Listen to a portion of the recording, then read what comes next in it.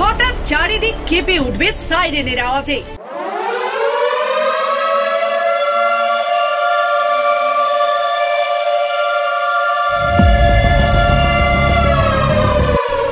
যেন শুরু হয়েছে যুদ্ধ।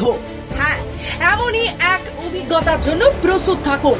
7ই মে ভারতের বিভিন্ন শহরে আকাশ কাঁপিয়ে বেজে উঠতে পারে ওয়ার সাইরেন। তবে ভয় পাওয়ার কিছুই নেই। এই সাইরেন কোনো জরুরি যুদ্ধ পরিস্থিতির ইঙ্গিত নয়, এটি মক ড্রিল, অর্থাৎ যুদ্ধ বা বিমান হামলার মতো পরিস্থিতির জন্য একটি পূর্ব প্রস্তুতি। 22 এপ্রিল জম্মু ও কাশ্মীরে পেহেলগাঁওয়ে সন্ত্রাসবাদী হামলার পর থেকে সীমান্তে বাড়ছে চাপ।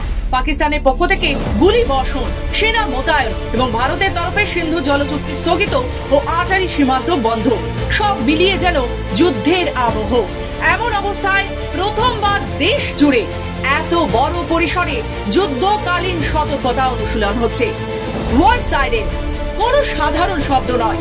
এর আওয়াজ 120 থেকে 140 ডেসিবেল পর্যন্ত 5 কিলোমিটার দূর থেকেও শোনা যেতে পারে।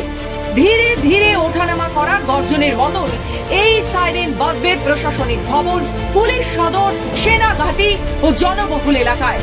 উদ্দেশ্য একটি সম্ভাব্য হামলা বা যুদ্ধ পরিস্থিতিতে মানুষের মধ্যে সময় মতো সতর্কতা ছড়িয়ে দেওয়া। এই সময় আতঙ্কিত না হয়ে করণীয় কিছু বিষয় মনে রাখা জরুরি। খোলা জায়গা থেকে দূরে নিরাপদ স্থানে যান। বাড়ির ভিতরে থাকুন, জানলা বন্ধ রাখুন।